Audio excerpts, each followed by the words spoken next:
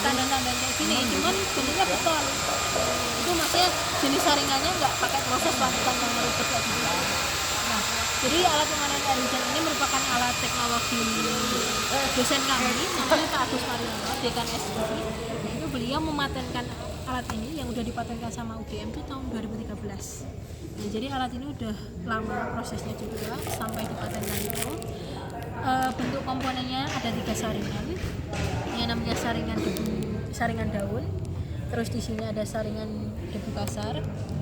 Nah, terus air dari sini mengalir ke sini. Di dalam tutup ini itu namanya ada saringan debu halus. Nah, kita mulai dari saringan daun dulu ya. Saringan daun itu ada yang namanya, ini ada kemiringan. Kemiringannya itu 45 derajat. Nanti untuk jenis-jenis detail bentuknya kayak apa di bukunya ada. Nah, miringnya itu 45 derajat. Di atasnya ini ada kawat serimin. Kawat serimin itu kayak yang dibuat teman-teman. Apa itu namanya kawat serimin? Mau dibawa ke sana, ada aja. Enggak. Serimin. Ini kan miringnya 45 derajat. Kenapa miring? Jadi ini kan fungsinya saringan daun. Air dari atap, dari talang masuk ke sini, daun yang tersumbat di sini tuh biar tujuannya itu langsung jatuh. Jadi kalau tersumbat kan kita harus bersih nih, padahal tempatnya tinggi. Kayak sulit juga nggak sih harus untuk effort terus gitu. Nah, tujuannya miring biar dia gampang jatuh. Gitu. Nah, setelah itu untuk lebarnya kawat ini sebenarnya bebas, semakin rapat tentunya semakin bagus nyaringnya. Tapi juga diperhatikan kalau semakin rapat nanti air yang masuk kayak sedikit gitu. Terus kalau yang dipakai teman-teman ini itu lebarnya 1 cm. Kalau ini setengah sentimeter. Jadi kita tergantung stok juga sih, untuk kembangan adanya apa gitu. Kalau misalnya yang bodoh sekiranya dia masuk dalam kriteria udah kita pilih aja. Ini yang saringan daun. Nah, saringan daun itu ini yang pipa putih itu ukurannya 4 inch. Terus di bawah nanti ada pipa 3 inch. Nah, untuk penghubungan pipa 4 inch sama 3 inch itu butuh namanya sok. Nanti mungkin kalau googling. ini bahasa toko ya, bahasa perpipaan, sok dari 4 inch ke 3 inch. Nah, kenapa dipakai sok? Karena pipa yang menyalurkan di bawahnya nanti ukurannya 3 inch, beda ukuran sama yang atas. Nah, ini kenapa 4 inch nggak 3 inch? Biar tambungannya lebih besar. Karena dari talang itu bolongan talang itu biasanya ukurannya 3 inch. Jadi kalau 3 inch kita kasih 3 inch, luasan yang tertampung kan kayak dikit gitu loh. Nah, kita kasih lebih besar biar dia cipratan lebar-lebarnya itu langsung masuk. Intinya lebih ke luasan tampungan aja. Nah, dari saringan daun ini dia akan masuk ke saringan debu kasar. Saringan debu kasar ini pakai pipa 6 inch. Nah, tujuannya untuk apa? Karena di dalam sini nanti bakal di bawahnya itu mengendap pasir-pasir, pokoknya masih partikel-partikel kasar. Nah, di dalam ini itu ada bolanya tuh bola mainan. Jadi nggak ada ketentuan bolanya ya, Mbak? Nggak ada. Tapi ininya bola plastik ya, jangan bola voli atau bola yang berat-berat. Karena biar plastiknya biar cepat naik. Nah, yang ukurannya masuk ke pipa 6 inch. Tujuannya kenapa dikasih bola? Sistem air masuk, dia kan dari sini masuk ke dalam pipa 6 inch.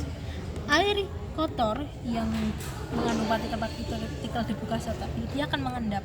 Nah, bola kalau udah airnya penuh dia bakal naik nggak? Bakal mengapung nggak? Bakal mengapung kan? Nah, dia bakal mengapung, mengangkat air-air yang bersih tadi untuk masuk ke dalam tandon. Ke dalam tandon. Nah, selain fungsinya dia mengangkat air yang bersih tadi masuk ke dalam tandon, dia kan bakal ngapung di sini. Jadi air-air yang kotor dari sini tadi nggak bakal naik ke atas. Gitu. Jadi juga fungsinya buat nutup juga di atas. Ini namanya saringan debu kasar, pakai ukuran pipa 6 inch. Jadi di bawah sini ada namanya doban, guys. Nah, kalau kalian tahu doban itu yang baru dipasang sama masih yang pakai baju batik. Doban. Mungkin sini. Itu bolong apa? Iya. Dia dibolong kayak gini. Di bolongnya kecil. Sesuai ukuran ini dobannya. sendok. Beban ini fungsinya untuk apa? Air kotor tadi itu biar nggak mampet di dia nanti bakal mengalir sedikit demi sedikit. Biasanya dikasih selang bening itu loh. Ya. Nah, untuk maintenance saringan debu kasar ini lihat ya. Ngomong aja. Maintenance-nya saringan debu kasar ini bisa juga, jadi nanti tutup pipa ini tuh jangan dilem, dipasang aja, cukup dipasang aja, jadi kapanpun dan waktu kapanpun itu bisa dilepas, jadi debu-debu yang di dalam pipa 6 ini bisa keluar. Biasanya banyak pasir itu. Terus nanti air yang udah tadi dari pipa 6 ini sini masuk ke dalam sini. Nah, di dalam tutup ini itu ada yang namanya saringan debu halus. Kalian tahu filter ikan? Yang putih. Kayak kapas itu loh. Nah, itu ditaruh di bawah sini. Ditaruh di bawah sini. Nah, kalau kalian beli tandon yang merek Penguin, itu biasanya ada saringan namanya ceramic. Ada. Kamu ambilnya kelar ya? Diambil. Aku nggak pakai ya. Iya, nah Iya memang. Lebih ke malas sebenarnya. Tahu kan pura-pura nggak tahu. Aku nggak pakai. Udah. Diambilin. ada ini, ada kayak mangkoknya ini. Nah, ini udah satu paket sama tandon. Biasanya gini. Nah, filter ikan tadi kan kalau kita beli di plastikan itu ukurannya 1 meter kali 1 meter tuh. Nah, itu dipotong sesuai ukurannya aja, dijiplak, dipotong bulat, nanti taruh sini. Semakin tebal lapisan ikan itu semakin baik. Nah, cara perawatannya gimana? Kalau umur bulanan ya, 1 bulan tuh cukup dicuci aja filter ikannya tadi. Tapi kalau udah 1 tahun, kami rekomendasikan untuk diganti. Nah, itu juga tergantung kepercayaan. Kepercayaan. Tergantung gimana teman-teman ini loh.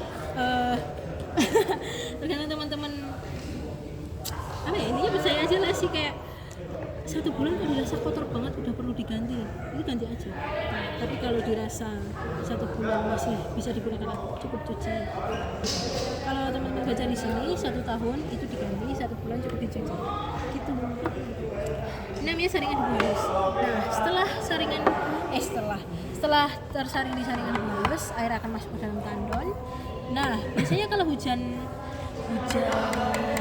1 hari terus full itu bisa penuh langsung. Nah, kalau penuh kan biasanya bleber ya, limpasannya air mau kemana. Nah, di sini boleh lewat atas, boleh lewat samping. Ini namanya pipa limpasan. Nah, pipa limpasan itu tujuannya untuk melimpaskan air yang di dalam tandon dibawa keluar. Nah, biasanya bisa juga dari limpasan ini kita masukkan ke sumur resapan. Tahu sumur resapan? Nah, itu. Tapi itu juga perlu biaya lagi, perlu perencanaan lagi tentunya. Dan itu perlu izin juga karena kalian menggali tanah kan sumur resapan itu. Nah, itu mungkin di luar bidang kami dalam penjelasan IPA ini, itu mungkin butuh perencanaan lebih lanjut. Jadi setelah masuk ke sumur resapan nanti limpasannya masuk ke situ. Tapi ada opsi juga air dari limpasan itu langsung disalurkan ke selokan. Kalau enggak di bawah sini di dalam tanah itu dikasih biopori. Pinter-pinternya aja mengelola air limpasan ini. Nah, nanti air yang masuk dalam tandon, di sini ada keran, ada pemanfaatannya. Nah, ini bisa disalurkan ke rumah-rumah warga. Tentunya kalau misalnya kita di sini ya, sumur di sana, pasti kan harus butuh tenaga untuk mengalirkan air. Itu biasanya dikasih pompa. Nah, itu boleh swadaya masyarakat. Kalau kalian ada uang yang nyediain aja juga nggak apa-apa. Tapi dirasa kami kalau cukup masang IPA ya udah masang IPA. Nanti untuk pemanfaatannya kami serahkan ke warga. Karena yang tahu seluk beluknya sumur dan lain-lain itu warga. Tapi air dari limpasan ini juga bisa loh dimasukkan atau diinjeksikan ke sumur. Biasanya warga kan kalau di desa-desa masih pakai sumur yang dalam-dalam itu diinjeksikan aja ke sumur. Jadi kan nambah elevasi airnya. Elevasi yang apa itu elevasi? Kita Google. Ini kalian jurusan apa? Sosum. Oh, sosum. Iya. Aduh, pasti ketinggian air gitu ya. Ketinggian air. Taunya malah izinnya nih. Ya, betul. Tuh. Gue nggak tahu apa-apa malah. Terus harap. Itu sih. Nah, ada yang perlu diperhatikan juga. Ini namanya stop crank. Kalau kalian lihat aslinya itu di sana, nanti mungkin bisa ke sana ya. Itu ada kerannya gitu ya, Pak? Ya, stop crank. Ini ukurannya 3 inch, menyesuaikan pipa yang masuk ke dalam tandon. Nah, kalian tahu hujan Ini izin ngomongnya apa tuh? Oh ya. Sini ya, Bit. Hujan pertama. Jadi setelah kemarau, terus ada hujan pertama kali. Itu jangan dipanen dulu. Karena atap-atap kan biasanya kotor. Jadi hujan pertama itu biasanya dia membawa air kotor dari atap yang cukup banyak. Dan itu kalau misalnya ditampung malah apa ya, menyulitkan kita untuk maintenance-nya ini. Kenapa kita langsung nambah air kotor? Padahal nah cara mengatasinya itu kita tunggu 1 sampai 3 hari, ya maksimal 3 hari lah. Itu 3 hari hujan pertama itu jangan ditampung dulu. Berarti kalau nggak ditampung ini pipanya kita tutup. Nah kalau kalian mengedukasi keluarga, ini perlu diperhatikan juga terkait OP-nya, operasi dan maintenance-nya. Kalau serasa hujannya udah selesai itu yang hujan pertama, hujan keempat ya misalnya, atau hujan ketiga kita panen, kita buka stop. Nah kalau udah dibuka, udah hujan terus tuh, nah air masuk, limpasannya keluar, di sini bisa dimanfaatkan. Berarti di sini ada katupnya, Mak? Yang mana? Di sini ini, keran ini. Iya, dia kalau kamu beli namanya stop keran, udah 1 paket. Oh. Tidak, ya cara kerja keran lah, pasti pabrik desain udah ada katupnya. Itu simpelnya cara kerja pemanen air hujan. Tapi kalau kalian mau tahu peraturannya dan lain-lain, ada gimana merencanakannya, ada cara ngitungnya, itu di dalam sini. Berarti udah lengkap ya, Pak? Mbak mau tanya Mbak, ini nih kenapa harus naik gini? Bentuknya. Ini sebenarnya kita modifikasi ya Mas. Ini model yang lama. Model yang lama itu sebelum saya masuk ke DTS. Sebelum saya masuk kuliah sini. Nah, setelah kita modifikasi, itu air yang masuk ke sini itu cukup disini aja tanpa ini disalurkan ke sini. Nah, berarti ini kita langsung tutup. Kalau dilihat itu kan langsung masuk ini.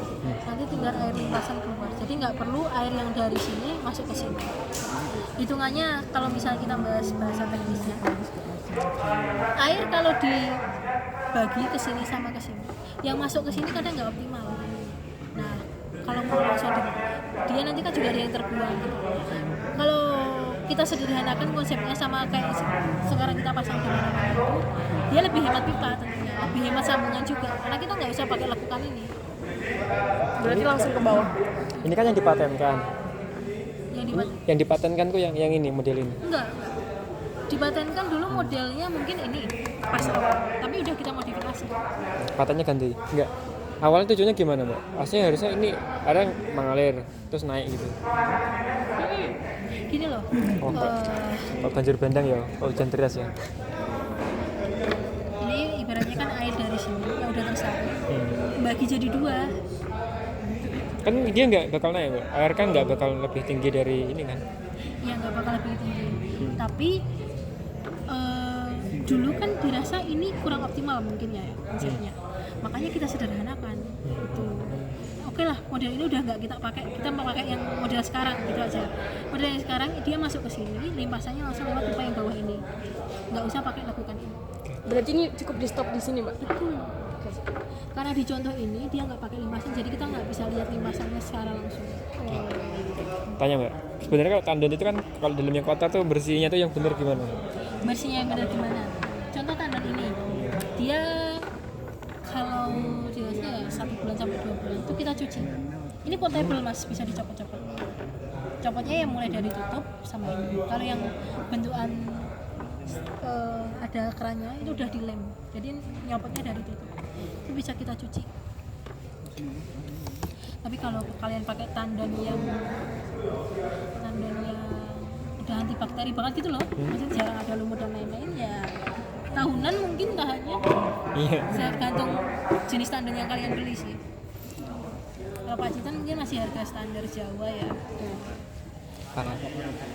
Ini satu tim. Kamu mana? Proses. Ke Sumatera. Sumatera daerah daerah Sumatera, daerah gambut. Jadi Itu memang warganya perlu udah panen belum? nggak tahu, tanya saya. Nggak, belum ke sana. Jadi kemungkinan tuh kalau dari yang kita kan baru online